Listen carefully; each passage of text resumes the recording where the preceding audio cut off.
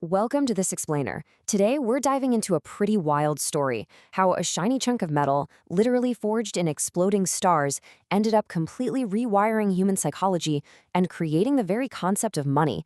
We're going on a multi-millennia journey here, looking at how a seemingly useless rock completely captivated early human civilizations and eventually built the absolute foundation of modern finance. But before we get into the history, just consider this for a second. If you took all the gold ever mined in the entire history of humanity and squished it into one giant cube right in the middle of Washington, D.C., you'd find that nearly half of it, like 45%, is literally just sitting around gathering dust as jewelry and decoration. I mean, we're talking giant solid gold Buddha statues, ancient Egyptian coffins, or, massive coins with kangaroos on them. But the rest of it? It's locked away in vaults, quietly driving the entire global economy. Okay, so here's our roadmap for today. We'll start with 1, the paradox of gold, move on to 2, leap 1, cattle to coins, then 3, leap 2, metal to paper, 4, leap 3, paper to fiat, and wrap up with 5, why gold is back. Basically, we're mapping out the evolution of money through 3 massive psychological leaps to see exactly how humanity went from trading cows to trusting invisible digital code. Let's kick things off with Section 1, the paradox of gold. From stardust to vaults. We'll look at how this incredibly unique metal got here in the first place and why it completely obsessed early civilizations. The astronomical timeline here is just mind-blowing. Gold literally comes from exploding stars. Asteroids packed with these heavy metals smashed into Earth billions of years ago, and those deposits just sat there hidden in the crust until eroding rivers finally revealed these little pieces of shiny stardust. When early humans stumbled across it about 6,000 years ago, they instantly knew it was different from every other rock. It was incredibly dense, yet somehow soft. It literally never rusted. And because its electrons moved so fast, it reflected yellow light exactly like the sun. From the Inca actually calling it the sweat of the sun, to Chinese emperors literally ingesting it hoping for immortality, humans everywhere were universally spellbound by this incorruptible, eternal metal. But as these human groups grew into massive empires, just worshiping and wearing gold wasn't going to cut it. They needed a practical way to trade. Which brings us to Section 2, Leap 1, Cattle to Coins, the invention of money. Before gold, early societies naturally used things that had actual practical utility as money. The classic example? Cows. Now, cattle are great for survival, right? You can eat them and they literally transport themselves by walking. But they actually make terrible money. Think about it. They spoil, they get sick, you can't exactly cut one in half to make change, and dragging a herd across a continent for a trade deal is a nightmare. Gold, on the flip side, it doesn't feed you or shelter you. It has exactly zero intrinsic utility, but it is highly durable, super easy to divide, rare but not too rare, and let's be honest, humans just really love shiny things. So, here is the absolutely crucial takeaway. Gold only works as money because of collective belief. It is a psychological agreement. If I believe gold is valuable and you believe it's valuable, that shared trust suddenly turns a useless rock into an economic system. I give you gold for wheat, you give that exact same gold to someone else for salt. We all simply agreed that this shiny stardust had purchasing power. This was literally humanity's first major psychological leap. And wow, did this collective belief rapidly mutate into a literal mania.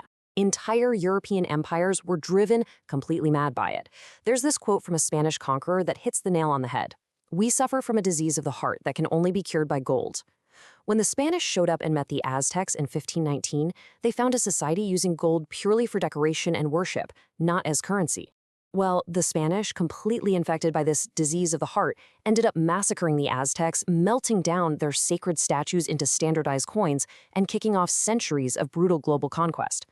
This gold fever sparked hunts for mythical cities like El Dorado, and by the 1800s, it sent thousands of desperate, hopeful guys rushing out to places like California as the 49ers. It literally turned brutal wilderness adventures into minted coins. But of course, the practical reality of a booming global economy quickly hit a bottleneck. That brings us to Section 3, Leap 2, Metal to Paper, believing in banks. Look, lugging heavy chests of gold across oceans and continents is incredibly difficult and super dangerous, so society had to evolve. Under the gold standard, the system was simple. You deposited your heavy gold into a secure bank vault. In return, the bank handed you a lightweight piece of paper, an IOU. You could then go out and easily trade this paper in the economy, fully trusting that you could walk right back into that bank at any time and redeem it, down to the exact standard rate, which was $20 for 1 ounce of gold. This is a massive shift. We completely transferred our collective belief from trusting the physical metal itself to trusting the banking institutions that were holding it. Now, this paper system faced a catastrophic test in the early 1900s, forcing us into our third and most abstract leap yet. Let's get into Section 4, Leap 3, Paper to Fiat, the ultimate abstraction. So the creation of the Federal Reserve centralized the power to print notes, and honestly, it worked great during the Roaring '20s. But then, the bubble bursts, and we plunge into the Great Depression. The Fed desperately needed to inject money into the system and lower interest rates so people would borrow and spend to save the economy. But they were trapped, absolutely cornered. Every single paper dollar was strictly tied to their limited physical supply of gold. If they just printed more paper and lowered rates, panicked citizens might rush the banks demanding their actual gold bars. So to defend their finite gold reserves, they kept rates high. And economists today widely agree that this constraint made the Depression so much worse. To break out of this catastrophic trap, the government did something incredibly drastic. In 1933, President Franklin D. Roosevelt issued an executive order requiring everyday Americans to actually turn in their physical gold bars in exchange for flimsy paper dollars. Just think about that. This effectively untethered the domestic money supply. The central bank was finally off the leash, free to print whatever was needed to pull those economic levers without the constant terror of running out of gold reserves. Let's zoom out to the global stage and see how this builds, because the drama certainly doesn't stop there. In 1944, emerging victorious from World War II, the U.S. establishes the dollar as the global currency. The promise? Foreign nations could always redeem their dollars for U.S.-held gold at $35 an ounce. But as the U.S. printed more and more money, the rest of the world definitely caught on. By the 1960s, countries like France were literally sending Navy ships to New York demanding their physical gold back. The U.S. Treasury was just bleeding reserves. So in 1971, President Nixon steps up to the podium and suspends the convertibility of the dollar into gold. Boom! The tie was completely severed. And just like that, humanity had fully arrived at fiat money. Our modern global economy now runs purely on this concept. The value of our money comes solely by government decree and our collective trust in the system. There is no shiny stardust sitting in a vault backing up the dollars in your wallet anymore. None. We are operating an entire global economy purely on our belief in a central bank's ability to pull economic levers responsibly. So if we rely entirely on fiat money today, and we have for over 50 years, why are global governments and everyday investors suddenly scooping up gold at record highs?